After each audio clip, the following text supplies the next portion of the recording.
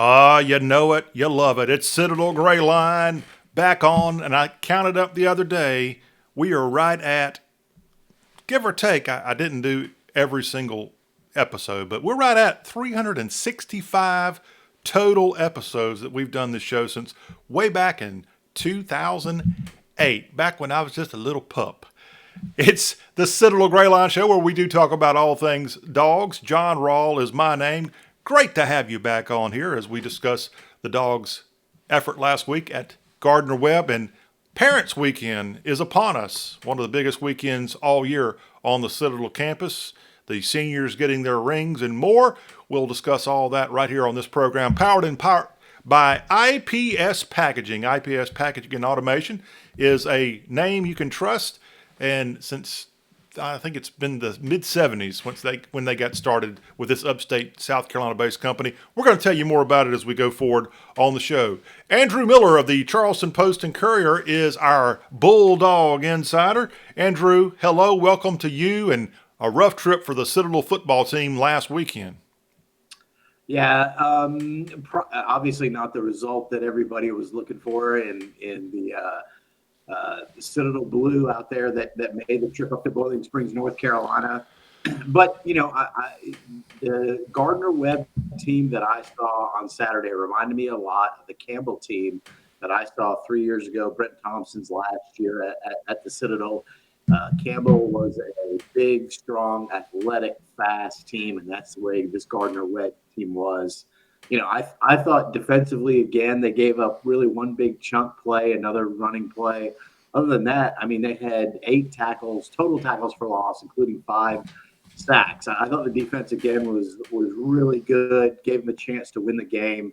Again, offensively, they're struggling a little bit, and they're struggling to run the football, which is, again, a part of Coach Drayton loves to say that's a part of his DNA. And they're having issues running the football. And that's really their biggest Achilles heel right now. They got to get the offense going, and then they got to start a little bit quicker because they certainly didn't come out of the gates very fast, especially offensively against Gardner-Webb. 23-13, Gardner-Webb with the win in Boiling Springs, North Carolina. It was a game that was not quite that close. The Citadel with, you could call it a garbage touchdown, 2 seconds left on the clock in the ball game. Gardner-Webb seemed to have mostly a 2-score lead, 2-possession lead throughout the game, and indeed the final score was that too. But it was not the best of nights. But as Andrew mentioned there, this is a good team in Gardner-Webb. They had the lead on Georgia Tech just a few days ago. So good. I guess in some cases we're going to look at the good here of what Citadel football did this past weekend. Thomas Scruggs is a key component of this little program. Hello, Thomas. Welcome back to the Gray Line. Hey, John. Thanks for having me again. And your initial thoughts on the regular Bulldogs versus the running Bulldogs? Well, a lot like what Andrew stated. When I looked at this game, we were talking about it a little bit last week. They kind of reminded me of Campbell. I thought we'd be outclassed as far as, size of the athletes. It was obvious on the TV, but to only be down 10-0 at half, I'll be honest, I was impressed with that. I was impressed with how our defense hung in there in the second half. And, it may be a garbage touchdown at the end, but it counts on the scoreboard. So I hate to say this, but I'll take a 23-13 loss on the road. I'm, really ready to see what these Bulldogs can do in SoCon play. Because I think the SoCon's wide open this year. I don't see anybody on our schedule remaining, with the exception of Ole Miss, that we can't beat. And you're telling me the Citadel can't beat those running Rebels? I would never say can't. We were tied with Alabama at half, 10-10, several years ago. But no, our focus should be SoCon play. Okay, we'll take that into consideration from Thomas Scruggs.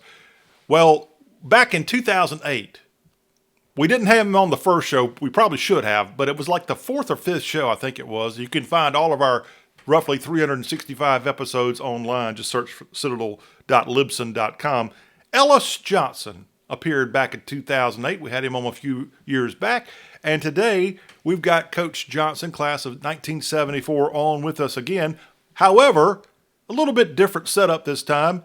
Unfortunately, he's headed to a funeral, so we're only able to get Coach Johnson on with us via the telephone, but Hello and welcome back to the Citadel Gray Line, former head coach of the Citadel and coaching all over college football, it seems. Welcome back, sir.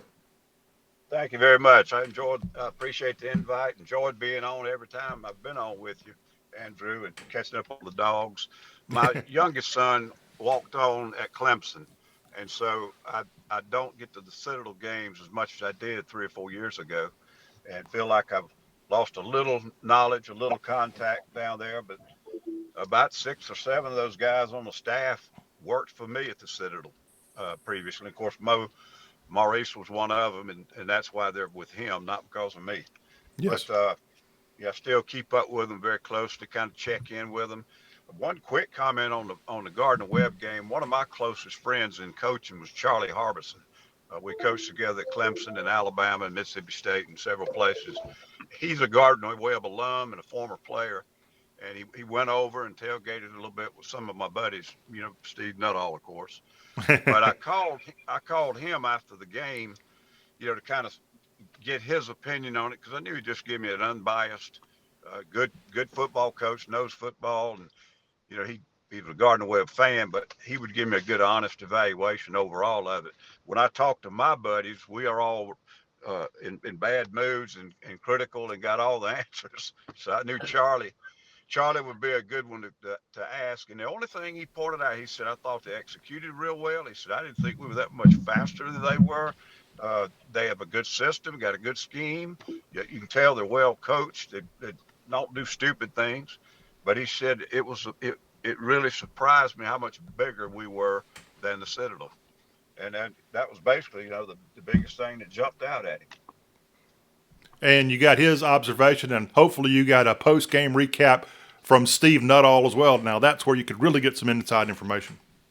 Well, he gave me a 45-minute recap on the tailgate and about 5 minutes on the game. We got to get him on this show sometime. Hopefully he wouldn't be too scared to come on with us, because that guy goes everywhere sporting Citadel sports. Ellis Johnson, again, our special guest. You were the head coach of the Citadel right around the year 2000. What were those exact years where you were hanging out back at 171 Moultrie Street? 2001, 2, and 3. Okay. And then you left on your own to go be the defensive coordinator over at Mississippi State. That's correct.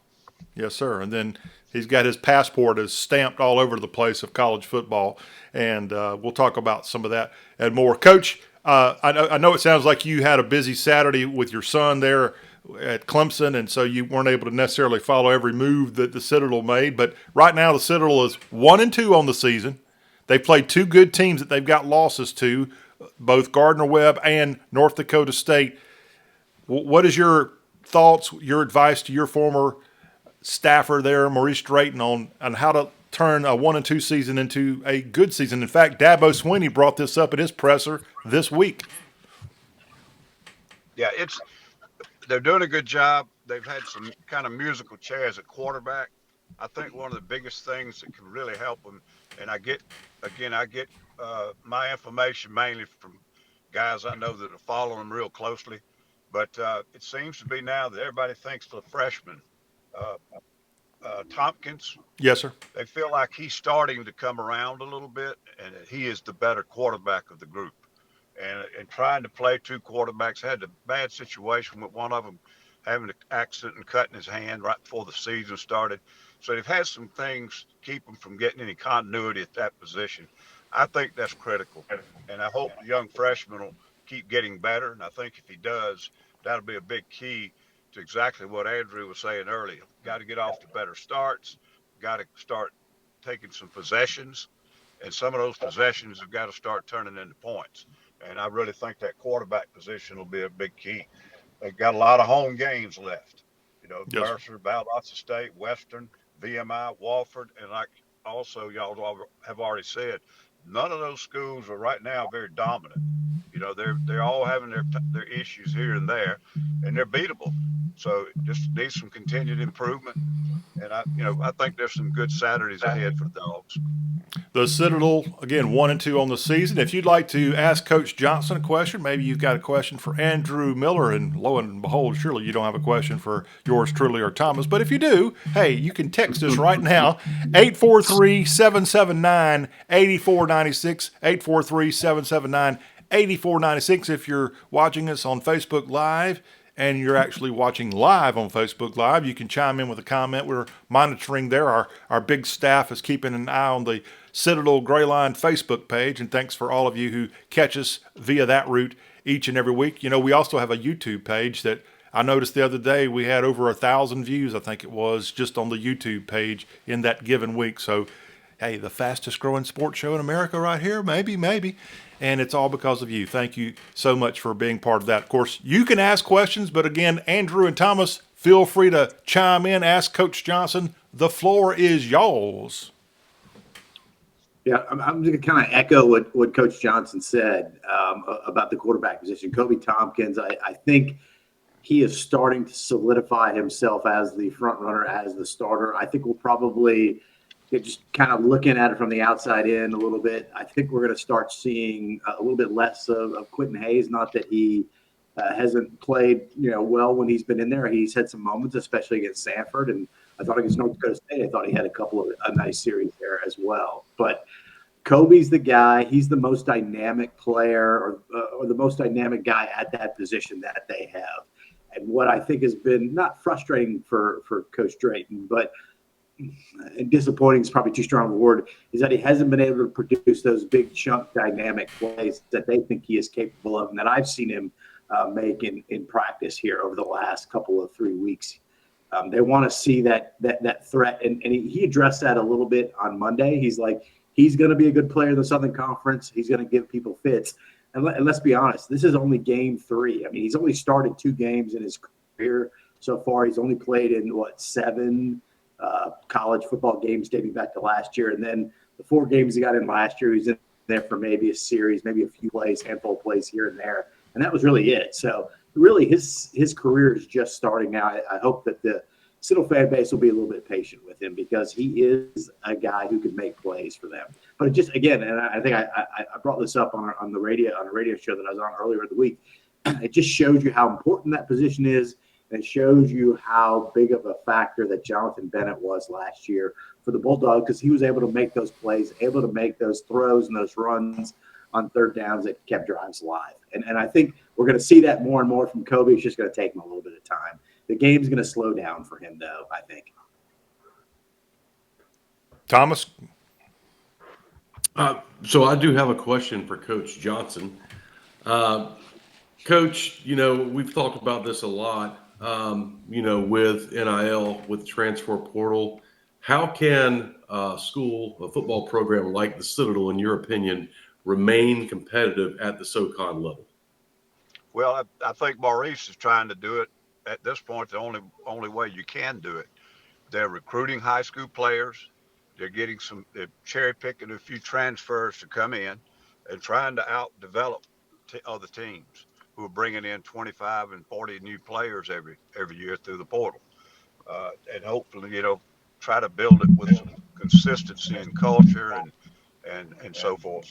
And it's hard. One thing I really think about the Citadel, it's a double trouble for them because even some of these 1AA schools, guys, they're having ways that they're generating some little income for their kids to get some NIL money because they're able to get out in the community and do things. And it's not big money. It's not like all this money you're hearing about with these other kids on the Power 4 level. But it is a little bit of an advantage. And I was talking to a coach the other day where my oldest son is a grad assistant out at Murray State. Believe it or not, he's able to pay some of his kids that they recruited in the portal about $6,000 in cash. And I said, well, where do you get it? He said, well, our booster club raises it, but a lot of it comes from in-town merchants that our players frequent, in the regular things they do. So that's a second little problem with that. But I think Mo's doing it the way you got to do it. They're recruiting some really good high school football players. But as you just talked about Cody Tompkins and his improvement, takes time. And another kid comes from drops down transfer from Tennessee, goes to East Tennessee State, or a drop down from Georgia, goes over to Mercer, and all of a sudden they've got a 21-year-old who's been working against some really good athletes, and it's hard for the other kid to compete against him immediately. So they don't have that way to just fix something. And of course, some of those state-supported schools in the conference have been recruiting some junior college kids over the years too, and they can fix a problem a lot quicker than you can at the Citadel or at VMI or at Furman, because you have to go the high school route and you have to develop the player, and it takes time. Ellis Johnson is our special guest here on this week's Citadel Gray Line. Again, 843-779-8496 if you have a question or a comment. This program is powered in part by Franklin Plumbing and Drain Cleaning, a full-service plumbing, gas, drain, and sewer company. They've got expert advice available Monday through Friday, 8 to 5. Go to franklinplumbing.sc.com right now and get the $250 off sewer replacement coupon. It's right there, franklinplumbing.sc.com. Learn what they could do for you with drain cleaning and quality work and more. Franklin Plumbing, a proud co-host, if you will, of Citadel Gray Line. Another great partner that we got here on Citadel Gray Line each week is Hood Construction. Hood Construction has been building projects across South Carolina a long time, 39 years. They do it the right way. A full-service construction management company with all these years of serving clients in South Carolina, North Carolina, and Georgia. Hood Construction takes a holistic approach to their clients' business and project objectives in order to find the best value solutions. Go to the website hoodconstruction.com and see a little sample of some of their good stuff they got going on across the state. Thomas, you know a little bit about Hood Construction. Give me some scoop of what's going on with projects in the state of South Carolina. Sure, John. Yeah, I know a little bit about Hood Construction. Currently working on a large project down here at the College of Knowledge, the College of Charleston. It's about an 18-month project, so we're about halfway there. Scheduled to turn over into the summer next year. Recently got some big wins up in the upstate around York County and just recently down in Beaufort. So looks like I might be involved with that one. I spent a couple years working in Beaufort previously and love Beaufort, so excited to go back and work down in that part of the low country again. All right, hoodconstruction.com, the website to go to. Back talking football with Ellis Johnson, our special guest here on Citadel Gray Line. Sort of going back to the discussion Thomas brought up about how you can successfully do things in this era that we are in college football. Coach, you spent decades not only coaching football, but going into high schools and talking to coaches and looking at talent and more. On the high school side of things, especially in South Carolina, it is a completely different world now than it was just 5 years ago when you kind of got out of active coaching, correct? Absolutely. Well, I've talked to some high school coaches about this over the last few years. And one in particular, he's head coach up at Burns High School, football power up near Spartanburg. And Reggie told me that he finally just did a little check on it. And he said that college recruiters' traffic in his school had dropped almost 80% when all this portal stuff started. Because what's happening, guys, they're holding their scholarships before they offer the high school kid. They're going to see if somebody will fall out of the portal for them. And maybe a lucky find or whatever. So even the smaller colleges, they're just not combing the high schools the way they used to. Now, where Mo has told me it's helping them at the Citadel, and I guess some of the other schools that have to go that direction, there's some kids now they've got a shot at that 15 years ago may not have been interested in the Citadel. But they're finding some really good players, in their opinion. Again, it just takes time to develop a freshman, sophomore who's getting ready to compete against a 20-year-old who's already had a couple of years of college football under his belt. But it has changed the landscape huge in high school recruiting. And Ellis, what kind of kid is going to think about going to the Citadel that did not consider them 15 years ago? Well, it boils down, some of them have a little there's some apprehension about the military environment and what some of the other recruiters have told them, making up all kind of exaggerating all kind of horror stories. I mean, it was comical sometimes we'd go on a home visit. Some of the things we had to clear out of these mamas' suspicions, they'd heard some horror stories about it. Most of them in Pat's books, but but I mean, once they come down and visit, our batting average was about 90%, because once they saw that environment and understood how the kid was going to proceed through the day, through the week, through the month, through the school year, and they said, "This is where I want my kid." And sometimes the parents pushed the decision. We had to be careful. If the parent pushed it and you could tell the kid didn't want to come, we really were a little nervous about taking those kids, because usually they wouldn't stay. But once the parents saw it and were able to sit down with their kid and make them understand what was really at stake there, we had a good batting average. The problem, you just can't hardly get them to come look. But Furman fights a different problem. They've got academic standards, and they've got to adhere to them, and to a certain degree, they can't get some of the kids that other state-supported schools can get. VMI has a similar problem. So it's not that Citadel is the only one that has that problem. It's just something you have to overcome, and it takes a little elbow grease. And I think sometimes you have to really know who you're recruiting. And the biggest problem is attrition. That's the biggest problem. We were getting good players in recruiting. The attrition was hurting us more than the lack of recruiting. Yeah, and that's why I think that Mo has been just unbelievably successful in retaining players. And I wrote a story about it earlier in the season. He's only lost, really, in the 3 years he's been there, he's only lost one guy to the transfer portal who was on their two-deep chart. I mean, that is an amazing retention percentage there. And if that continues, I Citadel's going to be competing for Southern Conference championships as long as Mo's going to be around, because he knows how to develop the guys. He's just got to get them in the program.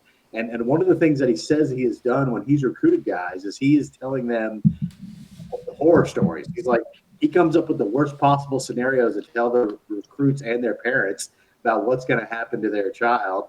And then when he gets past that, what he's finding is that most of the kids that he's recruiting, the military isn't the big issue anymore. It's how much money are you going to pay me? That's kind of the big question. And both Ed Conroy, the basketball coach, and Maurice Drayton have mentioned that to me, that the military aspect isn't even the biggest hurdle now for the Citadel. It's the money thing. And again, as long as Mo can continue to recruit these guys and develop them, I think he's going to be able to retain them. Now, there's going to be some attrition. Guys who are really, really good are going to go, play in the ACC or the SEC or, at a bigger school eventually. But that's a good problem to have, I think. If you're developing these guys, they're turning into good players, that's a good thing. That's not a bad thing. That's a good thing. It's just, you got to retain them.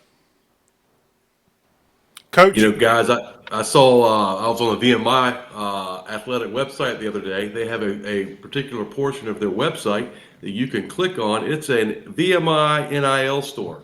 So all sales, all proceeds, good. That seems like an easy thing to do for us. Yeah. We're kind of in the same boat with VMI. I never want to compare us to VMI because their win-loss record, historically is horrendous compared to us, but still we're kind of in that same boat as far as the kids that we're trying to recruit to come play and be involved in the military aspect of the school. So I thought that was, pretty smart, and I'd love to see somehow the Citadel, do the same thing. Yeah, what's interesting there, Thomas, is that Jamal Walton, who played at VMI, he was the associate athletic director at the College of Charleston back, a few years ago. And when he went to VMI, I was thinking he was taking a lot of the ideas that he had learned when he was at the College of Charleston and just kind of transferred those over to VMI. And the CFC, they are very aggressive with NIL stuff and revenue sharing and things like that. For mid-major, they are really at the forefront of that aspect of college athletics now. Ellis, I wanted to ask you, when you talked about your biggest problem when you were the head coach 2001 through 3, retention, the most common problem you had with retention, was it them leaving their first couple of weeks of school? Was it them academically staying in school, the honor code? What was the most common problem with retention? Most of the time, we didn't have a whole lot of trouble with it, but that was what was more devastating. You know, if you lose a kid on the recruiting trail in, say, December, well, you can go get another one. When you've got him in your program and he's getting ready to start for you as a true freshman, and then he wants to leave, I mean, that's a huge blow to your program. So it was something that we realized real quickly that, hey, we're doing okay with recruiting. We got to somehow keep these kids here. I mean, one of the best examples had a freshman, Rudy Griffin, and Rudy's dad was military. He was from over there, Augusta. Keith Jones was recruiting him. And we brought him in for the visit, and you could tell the dad loved the place. And Rudy was in a cold sweat every day. He was there. And I just thought, we got to get this kid. And what he'd done, he'd waited too late to tell Paul Johnson whether he was coming or not at Georgia Southern. He pulled his scholarship. Rudy starts for us as a true freshman, as a defensive tackle, and was a player. He's a good player. He gets in kind of the military thing, John, was the biggest thing. A little bit of conflict in his company area, try to get some of the upperclassmen on the team to go over there and get him to understand how to play the game, etc. But he just he didn't like that environment. And he's absolutely done fantastic in life. Now he's a coach and he's done tremendous things.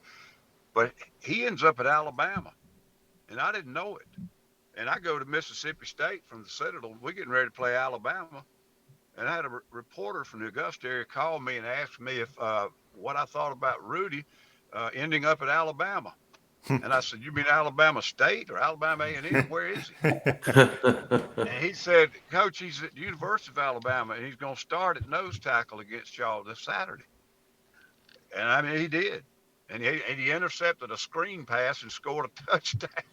So he's always – but I had to go to bat with him with the board, and they let him come back in, and then he was back out again the next fall. And he just could not conform to the environment of the Citadel. And a lot of kids can't. And so that doesn't make the Citadel bad. It doesn't make the kid bad. It doesn't fit.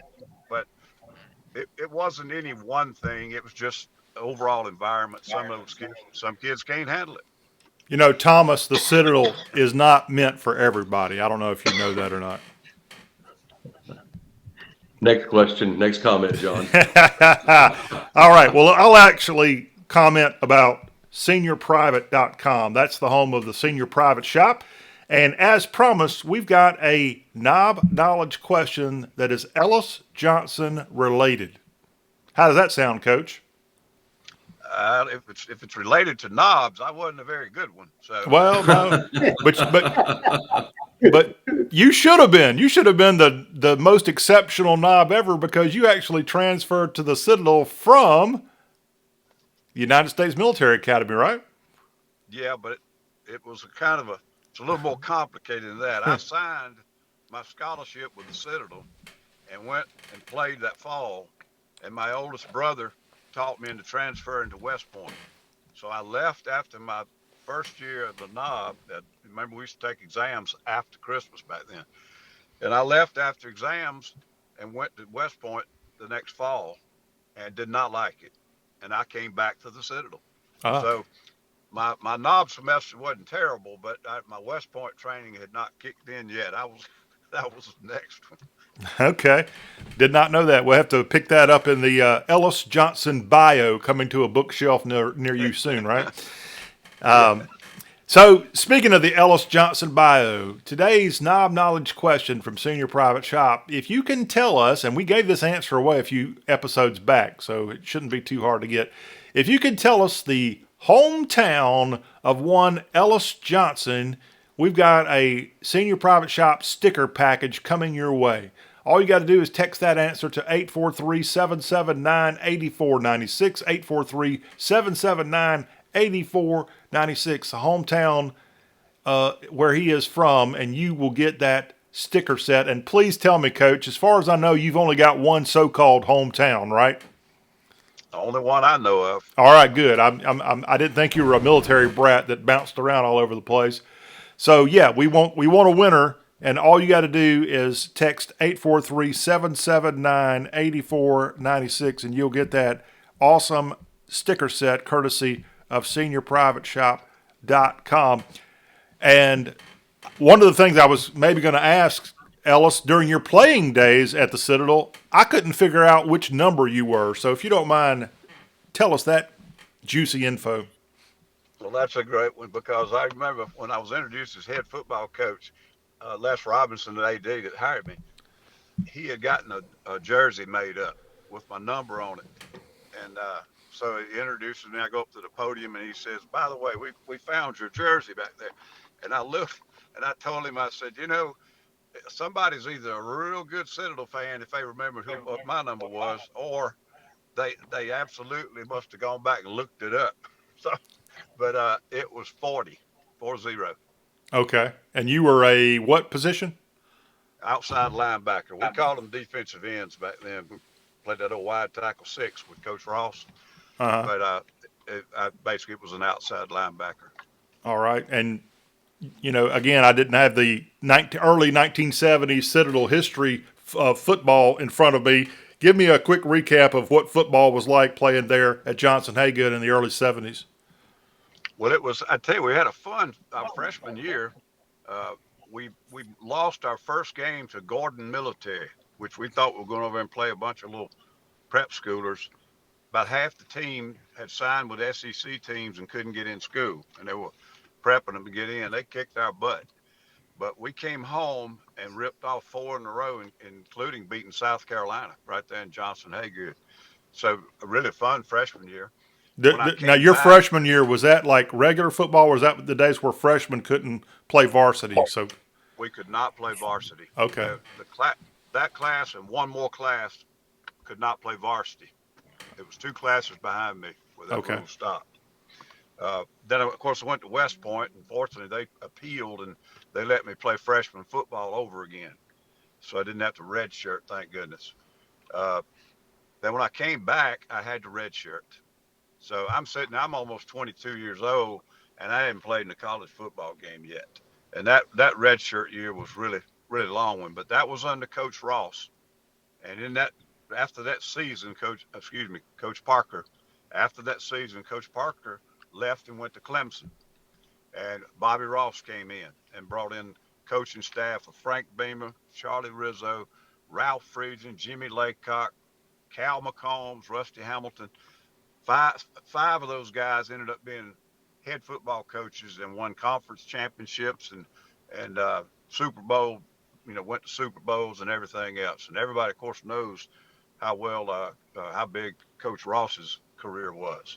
But didn't know it at the time, but very fortunate to play for that staff. And I stayed 1 year as a student coach and worked for them, and probably learned as much football in that 1 year as I did the next 20 years of my career. But I loved playing there. It seemed that we drew more than they do now. I don't know. That may not be true. Seemed like we had bigger crowds. It was like people in the community were a little more attached to the Citadel. But I always said I never regretted going there. There were a lot of times when you have to take a smaller school and you thought you were a better player, and you'd say, "Man, I wish I was playing at such and such. Wish I was playing at such and such." But looking back, it was one of the best decisions that ever could have happened to me. Well, we're glad that you made that decision, and especially coming back after you had escaped. We got you back to Charleston, South Carolina. All right, Coach, we want to get your opinion on how the Citadel can get back to filling that Johnson Hagood Stadium up on a regular basis, and how starting this weekend with Parents Weekend, huge, maybe the biggest weekend for cadets all year long, frankly, with the seniors getting their rings and more. How do they get that distraction of the excitement behind them, and this football team pulls out an important second Southern Conference win? Yeah, well, that's the first thing. The football team's got to get going, and winning always attracts interest. I do think they could cultivate the community of Charleston a little bit better It's not an easy pull because there's so much more to do down there. A lot of folks that live in the Charleston area, not even sports fans, much less football fans. But I think you can make an environment over there that's fun to just go. And if you've been in the damn traffic lately for one of these Power Four games, and you've endured that, I don't know why people don't just absolutely love going to an environment like the Citadel. No traffic. Uh, you don't have to fool with a lot of the stuff you have to, the logistics and everything that you do at a major college, and start playing good football again. The excitement will come back. One thing that's sort of been a catch-22. When we played, they didn't have luxury boxes and club levels. Didn't even have the Altman Center.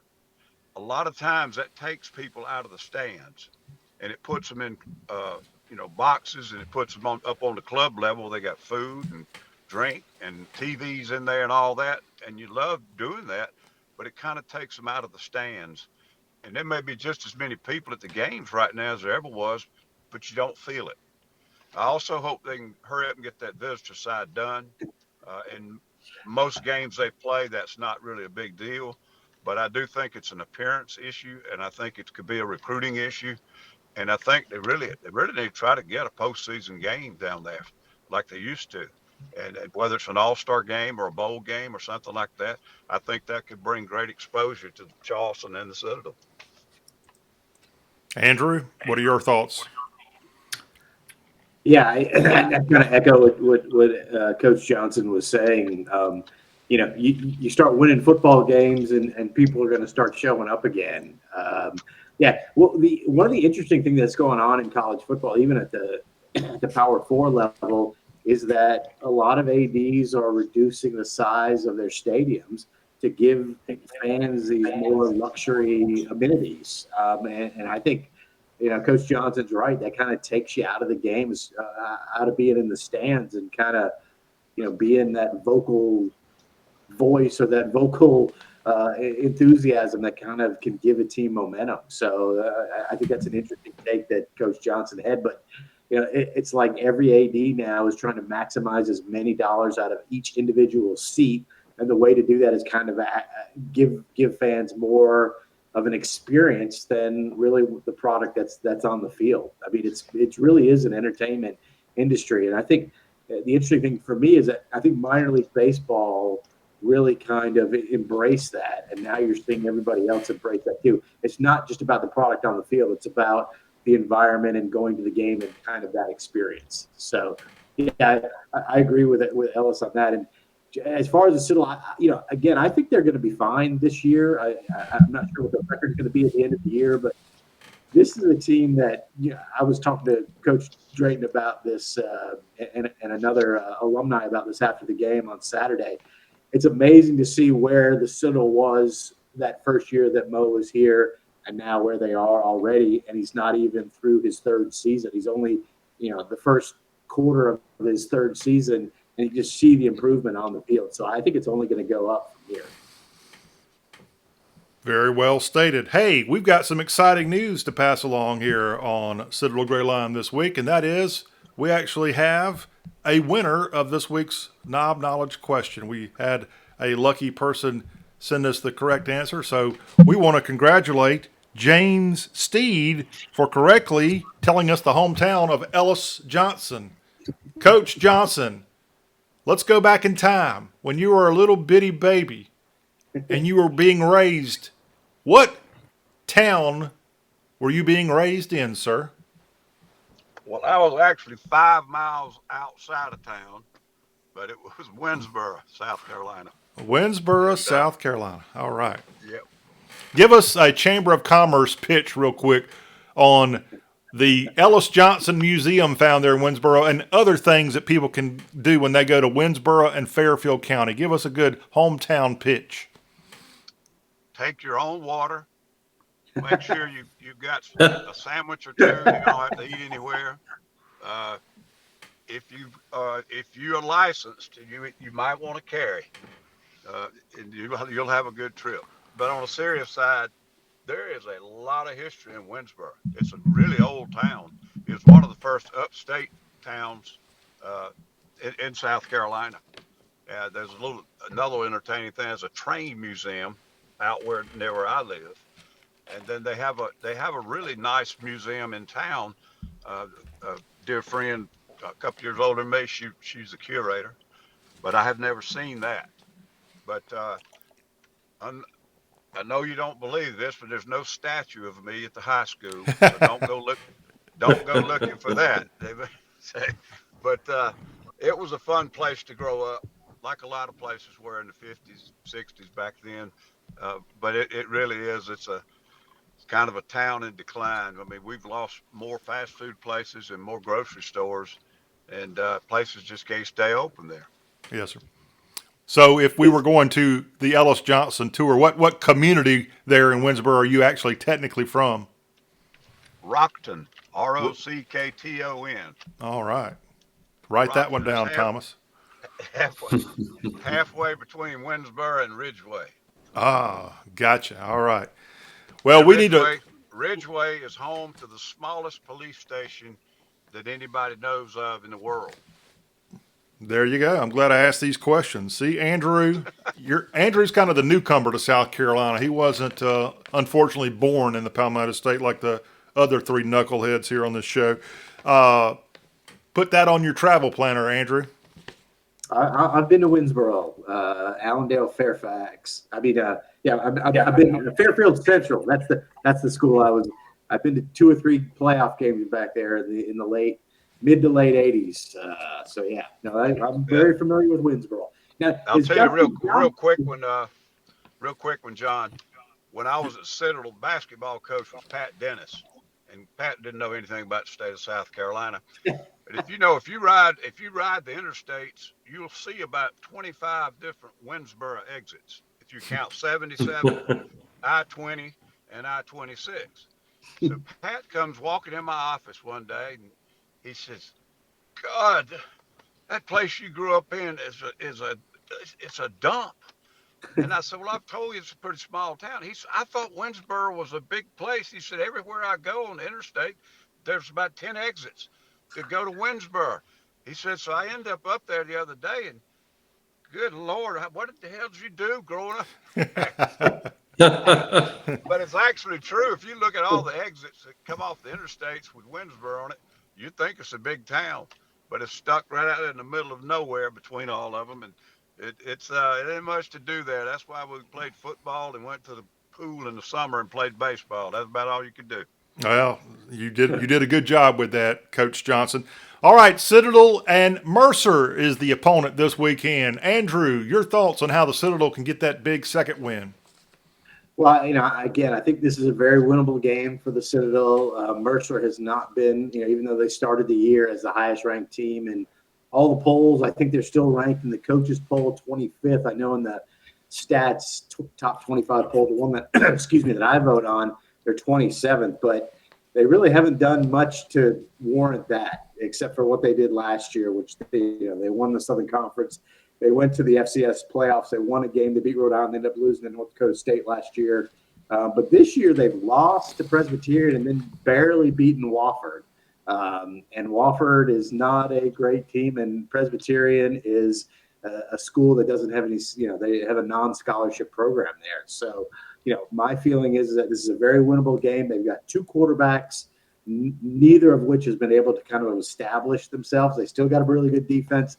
Still's got to find a way to move the ball. I think Coach Drayton put it perfectly today, especially offensively. Still's got to win first and second down, so they have some manageable third downs. They can keep some drives alive. But, again, the way the Citadel defense has been playing up to this point, I think that points are going to be few and far between. So if you get a scoring opportunity, you need to take advantage of it. All right. Thomas, your thoughts on this big game?